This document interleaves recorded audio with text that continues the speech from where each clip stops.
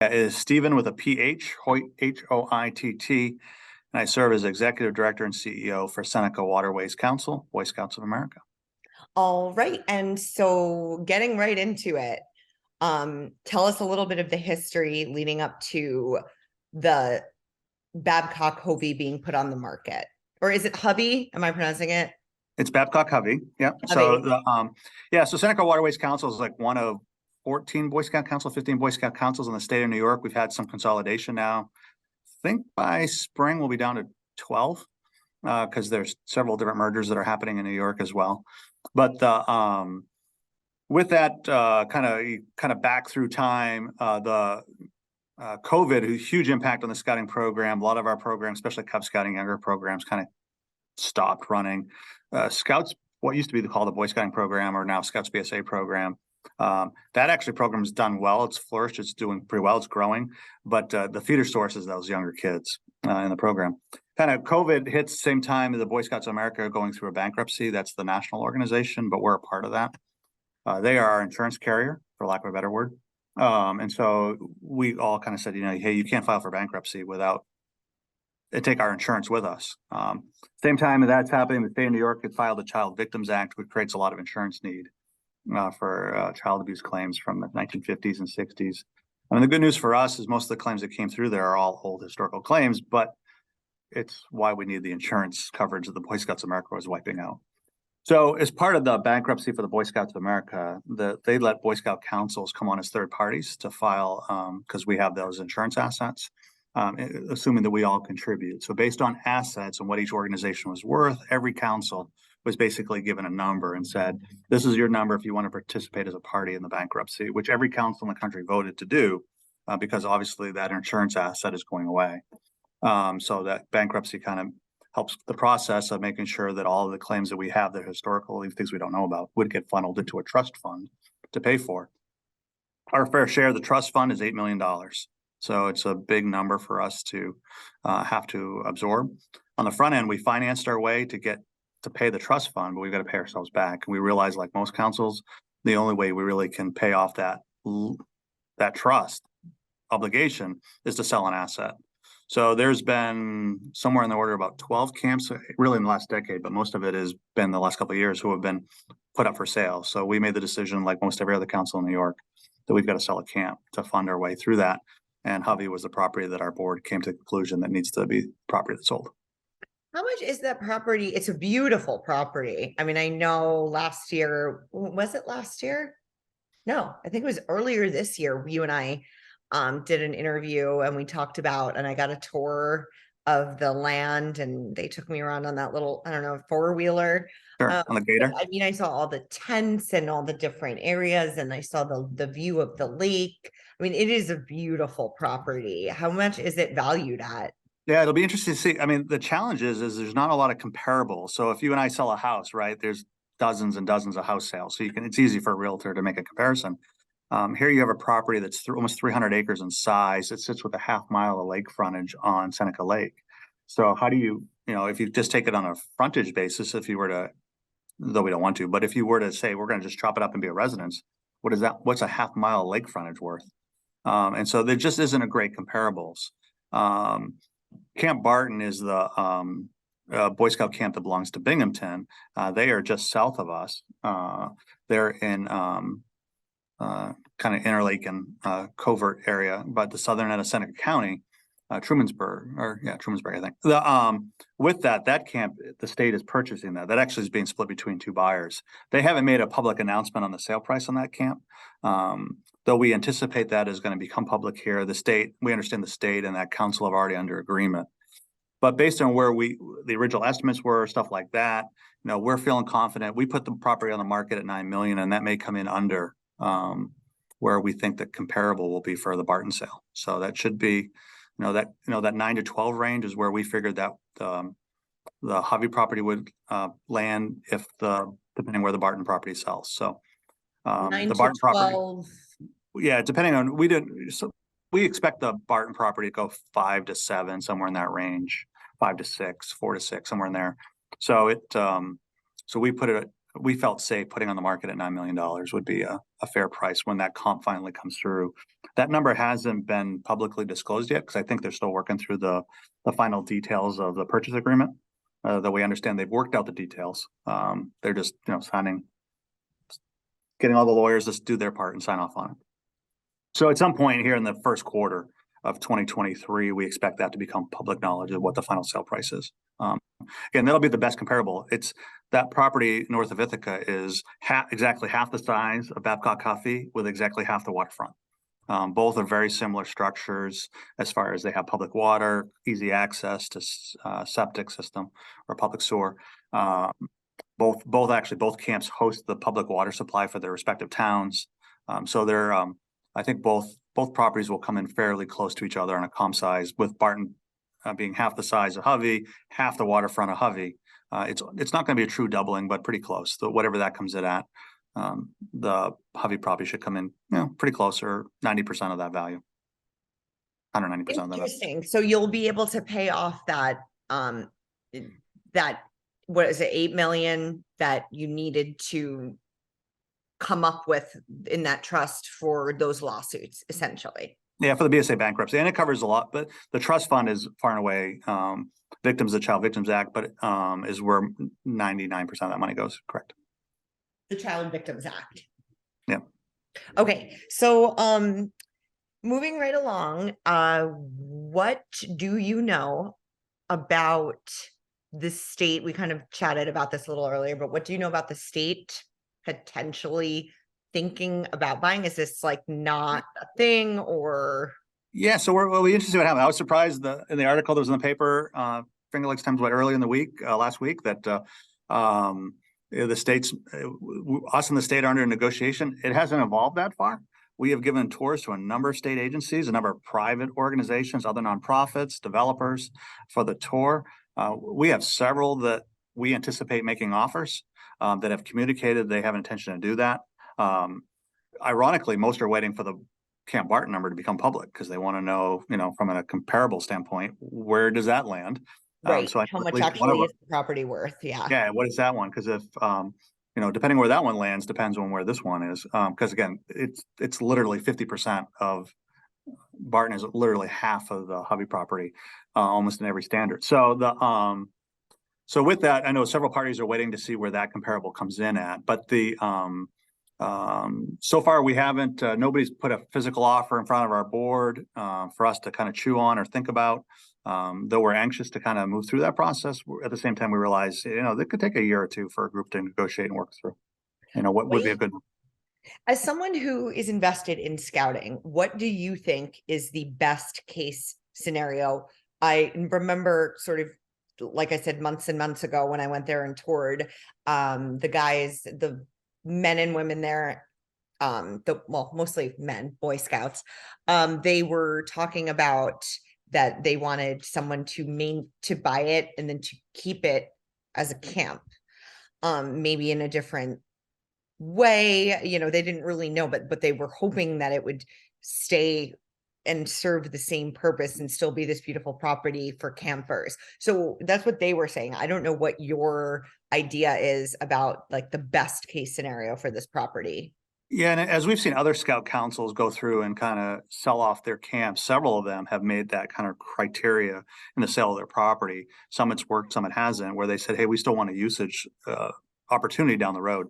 That is not a standard for us, and we intentionally did not make that a requirement because we have 2 other camp facilities already.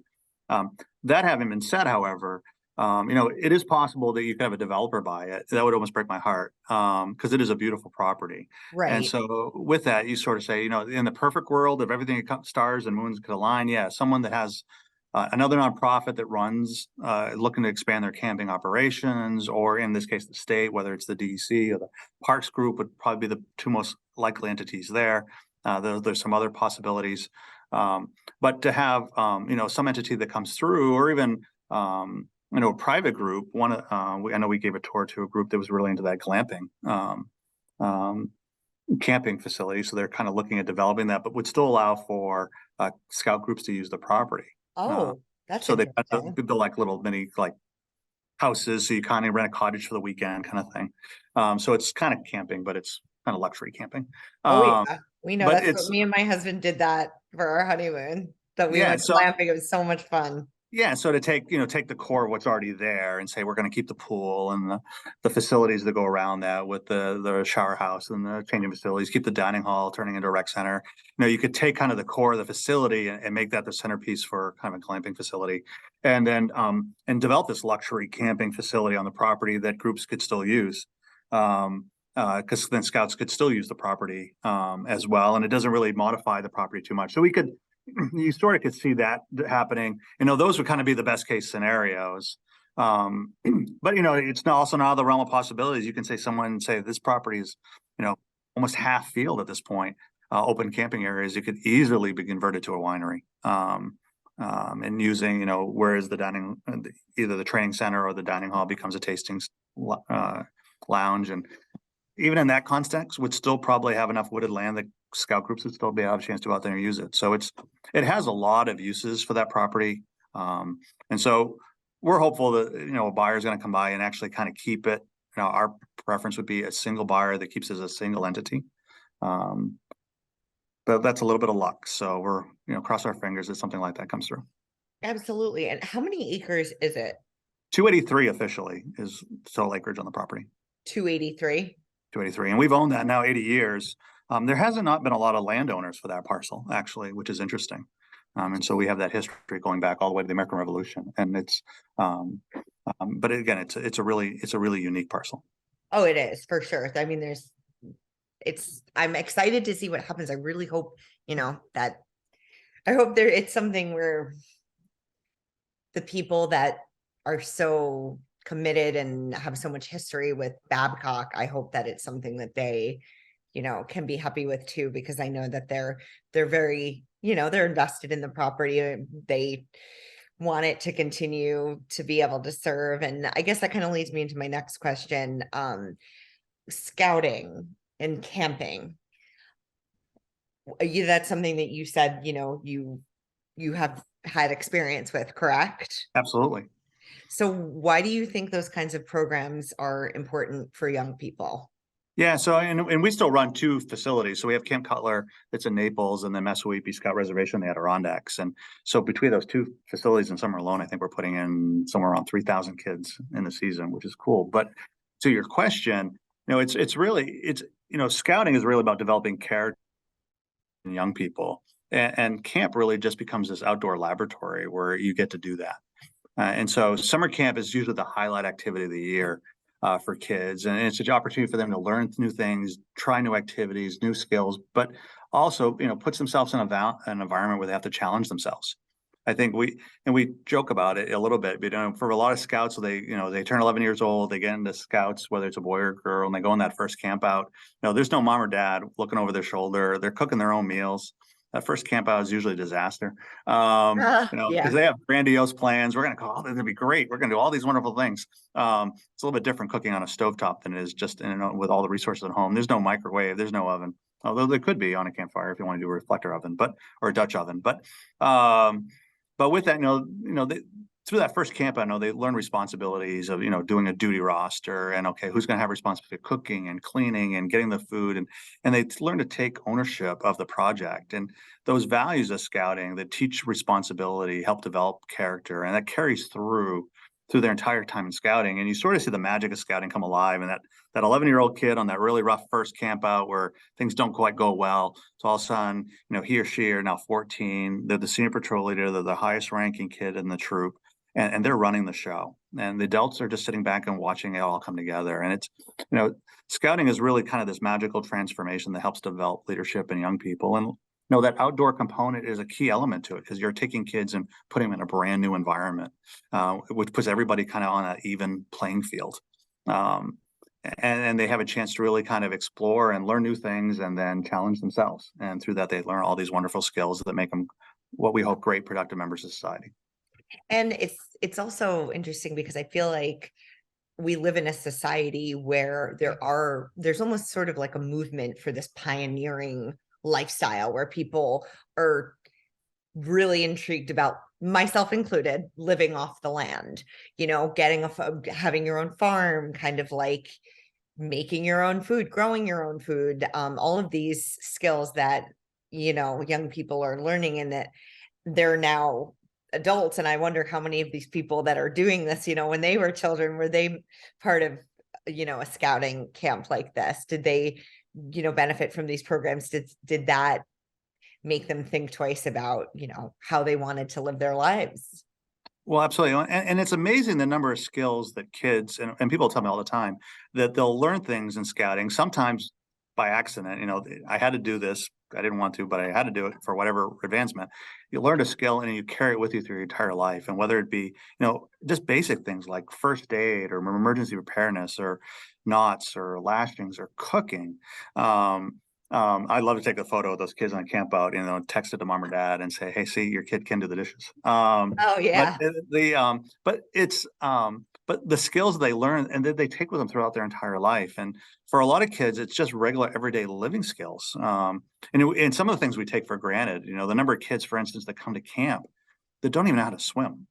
And the first time they've had that opportunity is at summer camp. And it's a skill, obviously, a life-saving skill potentially, but for themselves, but an opportunity to learn something they just would not have had the chance to do otherwise. And like you said, some of these kids absolutely do great, develop a great fanfare for the environment and want to learn all these other things as well. And it gives them these new career aspects to explore.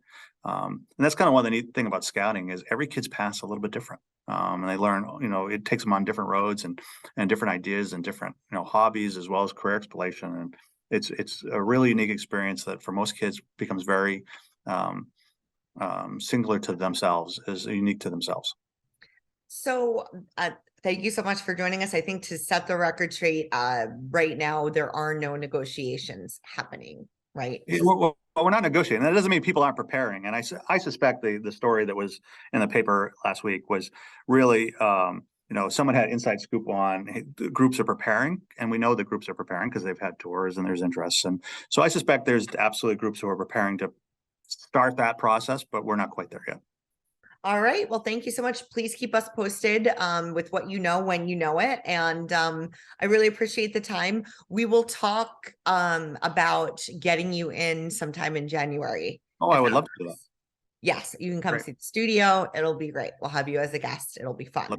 I look forward to it. And then you can bring some little campers with you. Absolutely. Well, we'll probably You can bring one little camper, actually. I think that's how much. Well, they probably won't be little because I'll probably bring an Eagle Scout. So those guys are usually, our gals are 16 to 18 usually, but kids have gone through the entire program, right? And so you get a chance to reflect a little bit too on, what is it like when you're 7 versus now towards the end of your time in the program. But sure. But yeah, we'll probably Tiffany, who's my assistant, kind of sets those up, and so we'll work with her to do that. And she'll look through the list of kids that are going through the boards and see. I get a young man or a young lady who just went through their Eagle board to come and visit with us. That sounds good. Keep in touch, okay? Rebecca, thank you very much for the invitation. Thanks, Stephen. Have a good one. You too.